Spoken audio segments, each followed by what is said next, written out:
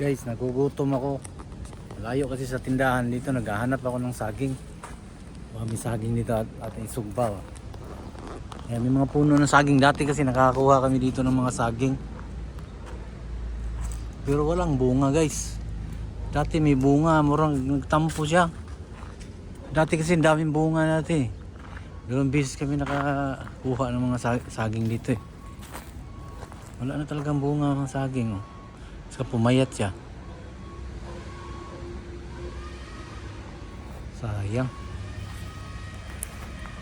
Gutom pa naman. Gutom pa naman ako mga kadoks. Malayo kasi sa tindahan dito. Sobrang layo. Wala na ito. Magtubig na lang tayo. Meron naman akong tubig sa. Ngayong hapon na tayo makakain ito. Ipil, pwedeng kainin. Dahon ng ipil. Pero mas gusto namin dito guys kaysa site. Sa site, kailangan magsuot ng vest. Suot ng helmet.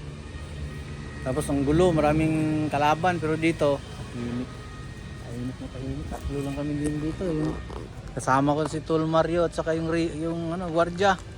Ilan kasama ko dito. Ito na lang yung binabantayan ng gwardiya guys. Oh. Ilan na lang yan. Oh. Yan, mga tubo.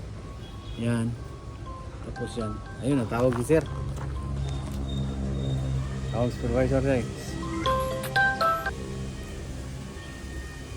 Sino sir? Hello, kuya. Punta kayo ng anak? Imo sir. Yo. Punta kayo. Kukunin yung Sige sir.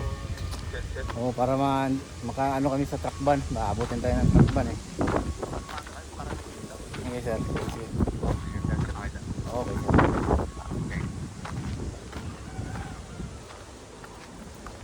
Ayan guys, pupunta na kami ng Imos. Sus, 1 bar pa naman yung diesel natin pero kaya pa siguro yan. Hindi na tayo ng backup doon. Dati may mga bunga pa yan. Pero ngayon wala na. Yung saging. Oh, ba't may tao doon?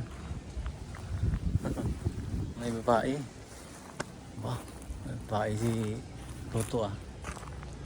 Ang dami pang mga materialis pa pala dito guys. Ito naman itong mga tubo na to. Mga tira na lang to. Ito yung mga binubuhat namin. Tira na lang yan mga kadroks. Ito para sa Las Piñas pa to. Itong mga tubo nito, mga gamit na to. Pati yan mga natira. So wala nang gamit dito ang sa Imos.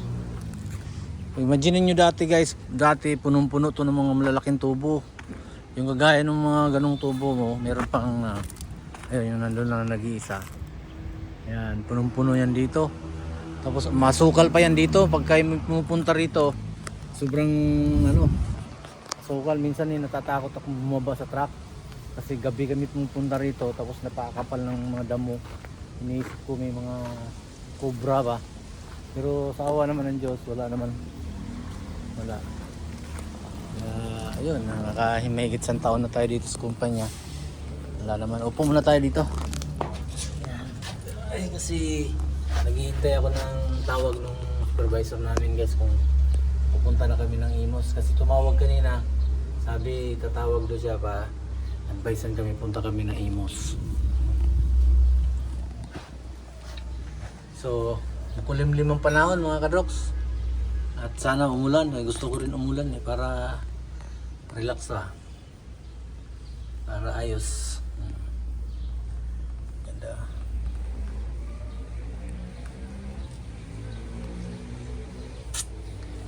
Okay. So, punta tayo ulit sa bahay. Kunin ko yung caliper mga kadroks. Mali yung nakuha ko yung Kaya kunin muna natin dito sa bahay mga kadroks. Caliper sa e-bike namin.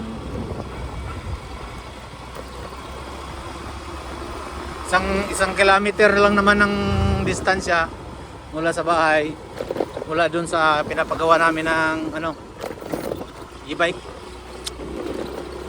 Madali lang. Hindi nga ako nagpaalam ni Mrs. eh.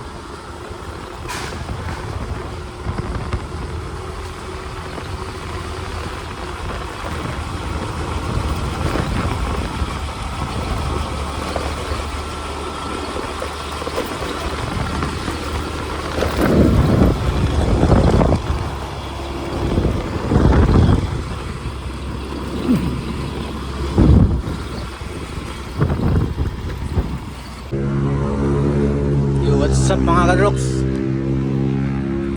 Nabot na kami ng tanghali dito sa Bacoor. Sa ano? Sa Yarda. Kasi dito kasi nakapark yan. Kasi nga pahirapan na makakuha ng parking doon sa loob, sa site, sa Melos Piñas. So laging pinapahatid sa amin dito sa Bacoor. So kahapon, hindi ko to nagamit kasi yung isang boom truck, yun ang ginamit ko dahil yung isang boom truck absent yung operator, kaya yun ang ginamit ko kahapon. At ngayon nandito na kami para kasi nandito naman unit namin. Pero guys, naghintay kami ng photos ng aming mga boss na kung pwede na kami pumunta doon. So ito nga pala yung area dito guys sa loob ng yarda. Ito yan, maluwag na yan siya oh. Kunti na lang ang laman. Dati punong-puno to ng mga tubo. Yan, gaya ng mga tubo na yan mga kadrop. Maliit pa yan, yung malalaki, yan yung mga hinahakot namin. Pero naubos, halos naubos na namin. Yan na lang natira, mga 1.4 kasi yan ang diameter niya. Yung mga hinahakot namin ay 1.6. Punta pa tayo dun sa unahan guys. Ito mga materialis naman sa Las Piñas. So posible sa ibang mga araw o ibang mga linggo, buwan, nakakutin na rin namin ito pabalik ng Las Piñas. At kasi nga alam ko bibitawan na tong area na to dito guys eh. Bibitawan na. Itong area inupahan lang to ng kumpanya namin at bibitawan na. Hindi na siguro kukuha. Dati guys, so may mga bunga yung mga saging dito. Pero ngayon wala na.